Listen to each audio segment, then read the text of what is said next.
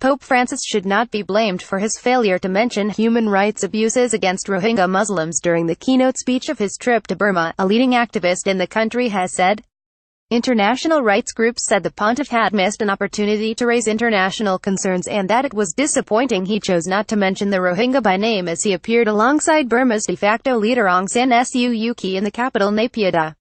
But Nay San Lwin, who has run a website called Rohingya Blogger since 2005, said it was the fault of those who advised Pope Francis on his conduct. The Pope is an amazing person, Mr. Nay told The Independent from Bangladesh.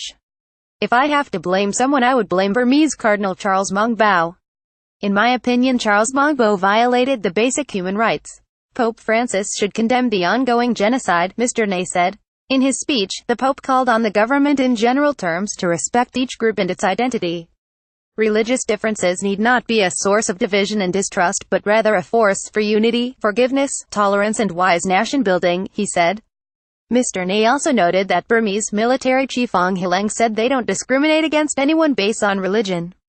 Mr. Nay said that was a lie. Rohingya and other Muslim minorities have been discriminated against for decades.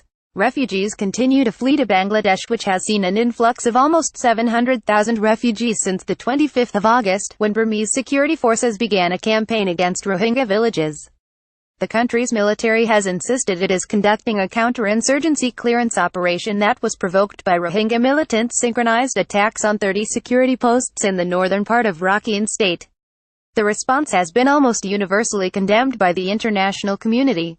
United Nations Secretary-General Antonio Guterres said in September that ethnic cleansing is taking place in Burma, leading to a catastrophic humanitarian situation for the Rohingya Muslim minority. Burma rejects the term Rohingya in its use, with most people instead referring to the Muslim minority in Rakhine state as illegal migrants from neighboring Bangladesh. The Pope had used the word in two appeals from the Vatican this year. But before the diplomatically risky trip, his advisors recommended that he not use it in Burma, lest he set off a diplomatic incident that could turn the country's military and government against minority Christians. Phil Robertson, Deputy Asia Director for Human Rights Watch, accused the pontiff of missing an important opportunity to speak truth to power, and publicly refute the unconscionable pressure by Aung San Suu Kyi and the Myanmar military to deny the Rohingya their identity. The fact that the word Rohingya is so contentious shows the lengths to which Burma has gone to demonize a desperately poor and repressed religious minority. Meanwhile, Daniel Aguirre, a former legal advisor to the International Commission of Jurists in Myanmar, said Pope Francis was slightly more sympathetic. The pontiff was damned if he did and damned if he did not say the word Rohingya, he told The Independent.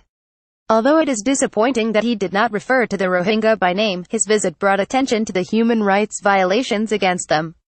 He said it is up to the diplomats in Yangon, the international community and especially neighboring countries to use their influence with the government to halt violations of human rights and protect minorities in Burma. Most of all, national leadership is required. Burma's public intellectuals, religious leaders and voices from civil society need to promote a more inclusive, tolerant version of a national identity that respects human rights.